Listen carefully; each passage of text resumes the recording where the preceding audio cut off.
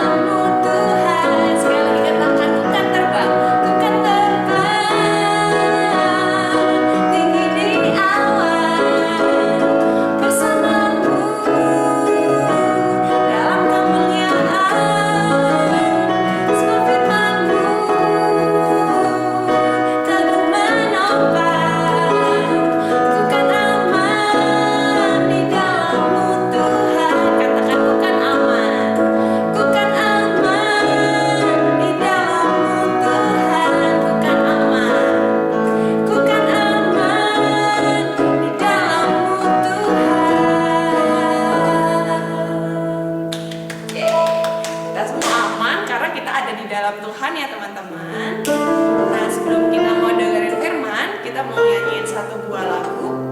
Kita mau belajar untuk terus mengenal dan berada di dalam kasih Tuhan. Yuk kita sama-sama nyanyiin satu lagu ini ya.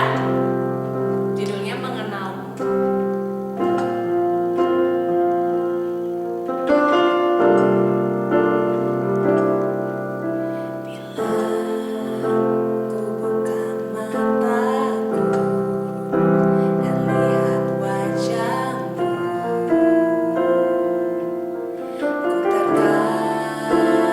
Ku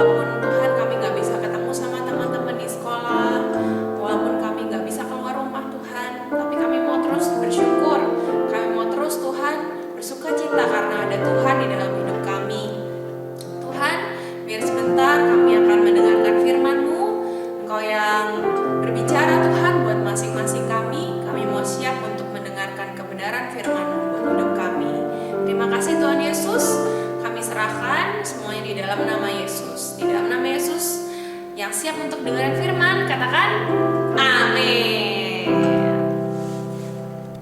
Shalom adik-adik, selamat pagi. Apa kabar semuanya hari ini? Sudah lama gak berjumpa secara langsung ya adik-adik, tapi tidak apa-apa, kita masih harus bersyukur, kita boleh tetap memiliki waktu dan juga sarana untuk kita boleh beribadah, boleh mengenal Tuhan lebih dalam di tempat kita masing-masing saat ini ya. Kakak berharap semua dari kita kabarnya boleh tetap bersuka cita dan sehat-sehat di dalam Tuhan ya. Dengan kondisi seperti ini kita harus menjaga kondisi tubuh kita, terlebih lagi kita harus menjaga kondisi hati kita supaya iman kita tetap ada di dalam Tuhan ya. Oke, sebentar lagi kita akan mengenal Tuhan lebih dalam lagi. Siapa yang rindu untuk lebih mengenal Tuhan? Kita mau siapkan sikap yang terbaik dari kita ya. Jadi duduk, jangan sambil tidur-tiduran, dan juga ambil suasana yang tenang, jadi tidak ada suara yang mengganggu konsentrasi kita ya. Dan juga jangan lupa disiapkan Alkitabnya. Oke adik-adik ya, adik-adik ada yang masih ingat siapa itu Sadrak, Mesak, dan Abednego? Kita pernah membahasnya beberapa waktu lalu. Jadi kalau masih ingat, mereka adalah orang-orang Israel yang terpilih untuk melayani atau bekerja kepada Raja Babel, di mana saat itu bangsa Israel sedang dijajah oleh bangsa Babel. Nama rajanya ada ingat? Raja Babel?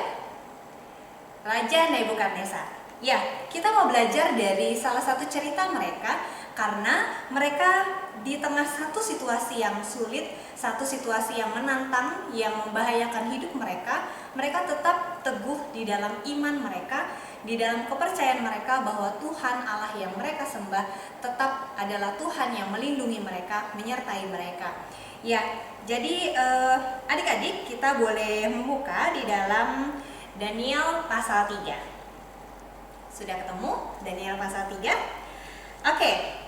Ya, ini adalah salah satu cerita yang sangat terkenal, bagian hidup yang dialami oleh Sadrak, Mesak, Abednego ya. Ya, adik-adik, kita boleh lihat bahwa suatu hari Raja Nebukadnezar memerintahkan untuk membuat satu patung yang sangat besar terbuat dari emas dan ditaruh di dataran yang terbuka sehingga setiap orang bisa datang dan juga harus sujud menyembah patung itu. Dan Raja Nebukadnezar memerintahkan, di situ ada di dalam Daniel 3 ayat yang kedua, semua disuruh oleh Nebukadnezar untuk menyembah, yaitu mulai dari para wakil raja, para penasehat, para bupati, dan tentu saja perintah itu berlaku juga bagi Sadrak, Mesak, dan Abednego yang adalah para wakil raja, pejabat yang dipilih oleh raja saat itu. Dan setiap perintah raja pasti adalah satu perintah yang mutlak untuk dipatuhi. Terlebih saat itu Raja Nebukadnezar berkata, ada hukumannya apabila ada orang yang tidak mau menyembah patung itu. Hukumannya adalah apa?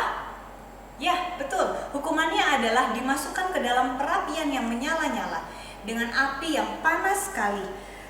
Maka semua orang dengan gentarnya semua berkumpul ikut datang menyembah kepada patung emas itu. Tetapi apa yang dilakukan oleh Sadrak, Mesak, dan Abednego? Mereka dikenal dengan orang-orang yang takut akan Tuhan. Hidupnya yang takut akan Tuhan itu terlihat berbeda dari orang-orang sekitarnya yang tidak mengenal Tuhan.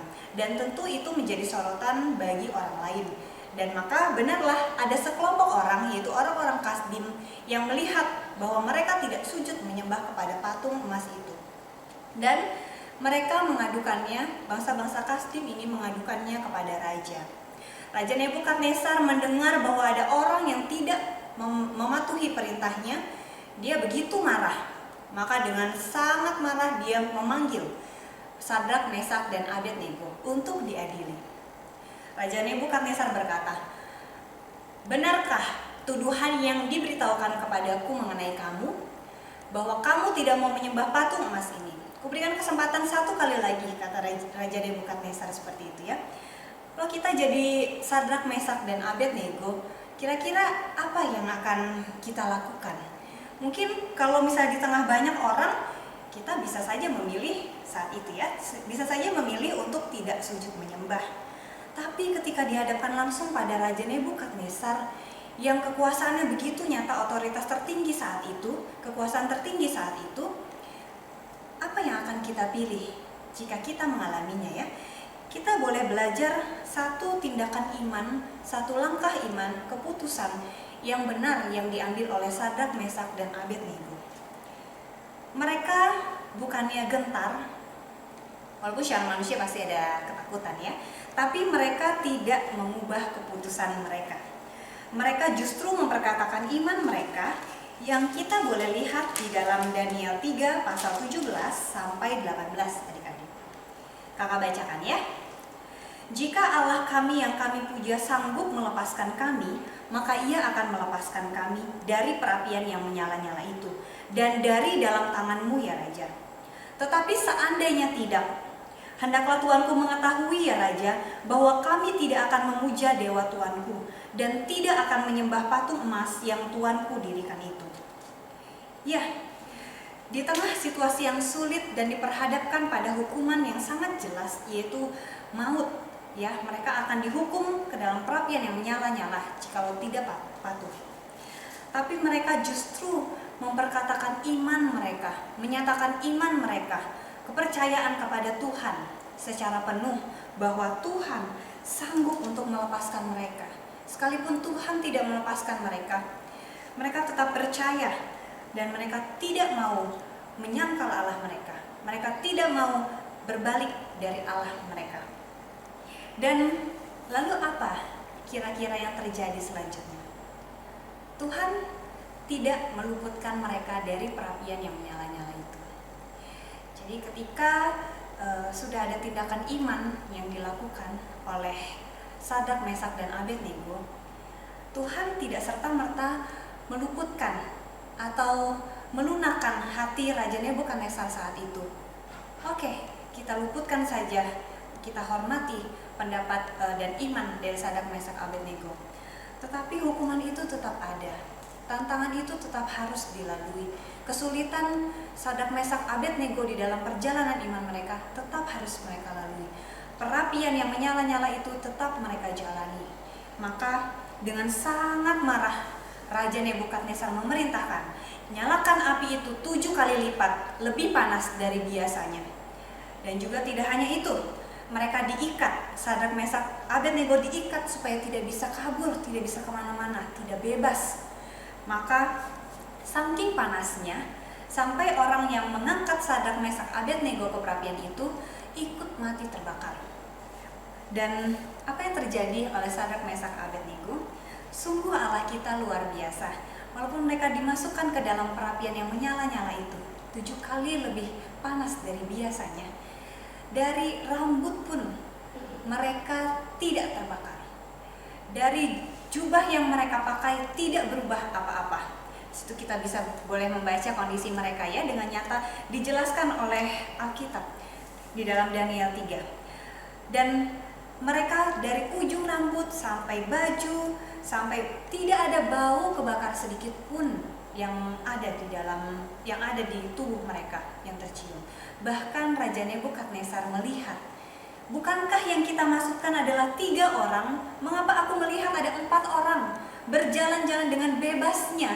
Yang tadinya terikat, tapi bisa bebas berjalan-jalan. Dan ada 4 orang. Siapakah orang keempat itu? Dia adalah Allah yang terus menyertai Sadrak, Mesak, dan Abednego, yang tidak membiarkan umatnya mengalami satu penindasan, satu hukuman maut kalau Tuhan tidak izinkan. Maka Tuhan menyatakan kuasanya. Dia melindungi Sadrak, Mesak, Abednego sampai di tengah api pun mereka tidak mengalami satu bau terbakar pun tidak ada. Adik-adik, sungguh Allah kita luar biasa.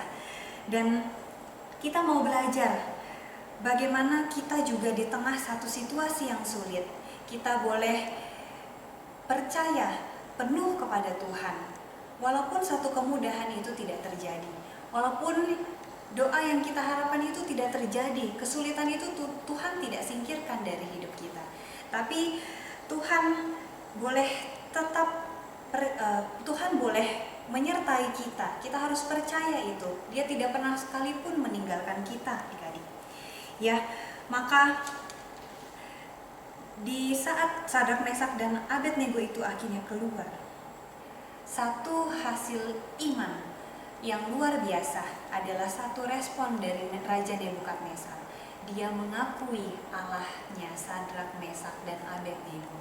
Dan dia berkata, tidak ada Allah lain yang seperti itu, yang dapat membebaskan secara seperti itu. Maka diumumkanlah untuk semua orang tidak boleh menghina Allah Sadrak, Mesak, dan Abednego. Siapa yang menghina akan dihukum. Ya, maka lalu apa yang kita bisa lakukan?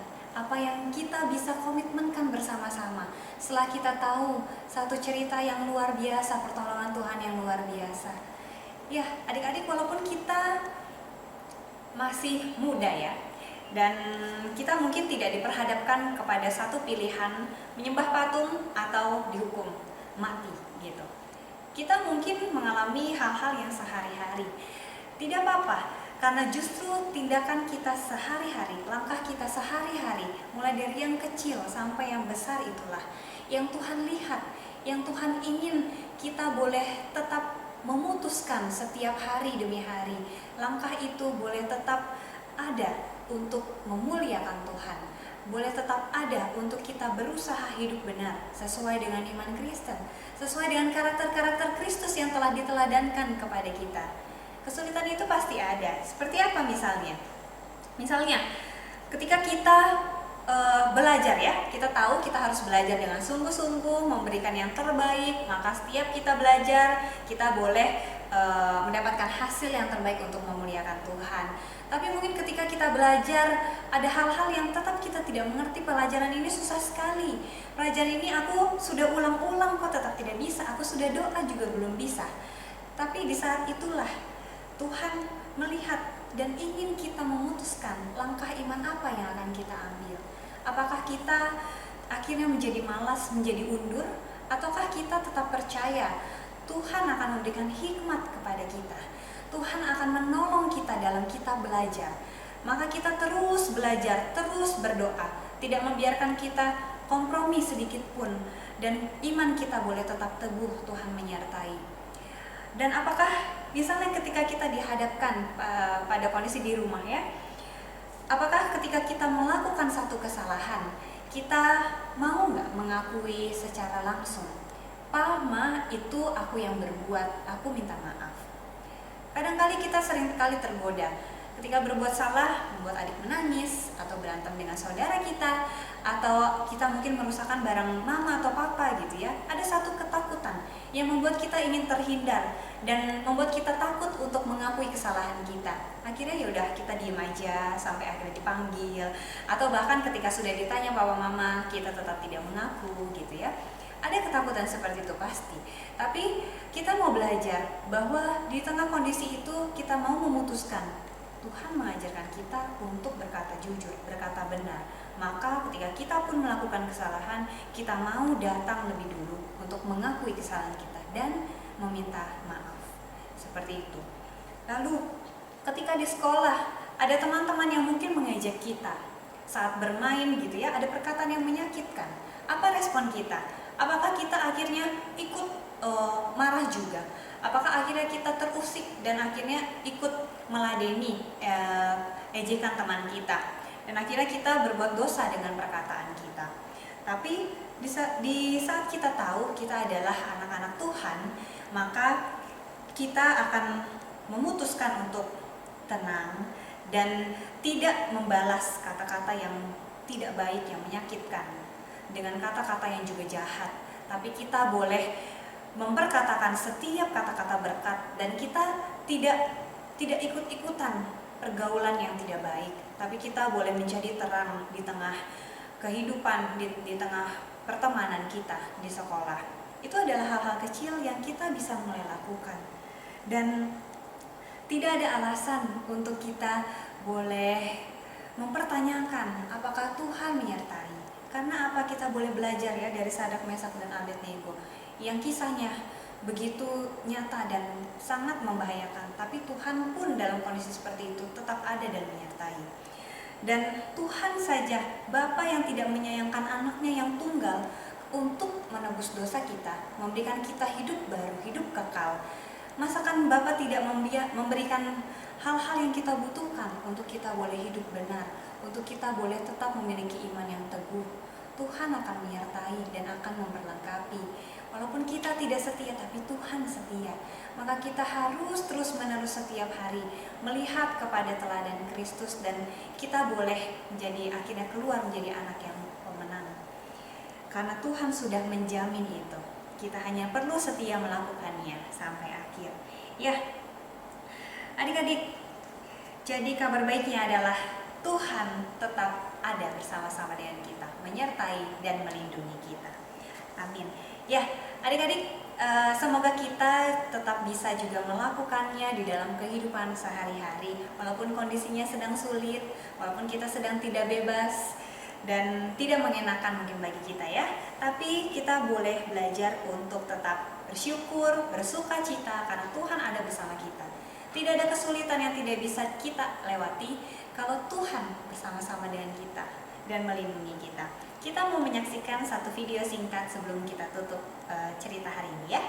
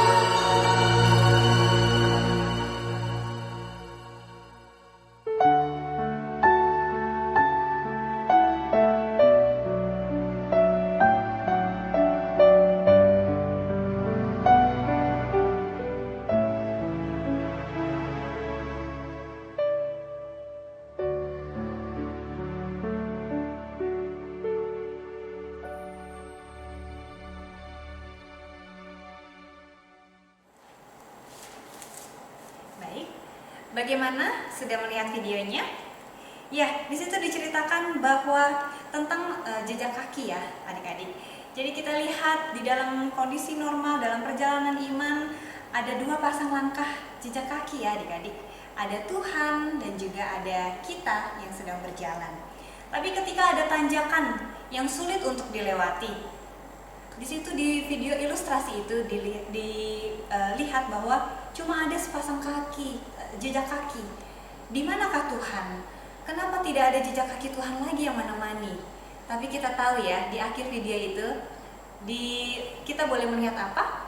Bahwa Tuhan lebih dahulu yang melangkah, menunjukkan langkah-langkah yang harus kita ambil, teladan yang harus kita ikuti. Dia akan memimpin kita sehingga akhirnya kita juga bisa ikut ke atas. Dan saat meraih puncak, Tuhan berkata, ketika kita bersama-sama melewati puncak, maka kamu akan menjadi lebih kuat. Itulah yang Tuhan inginkan di dalam setiap proses hidup kita, adik-adik.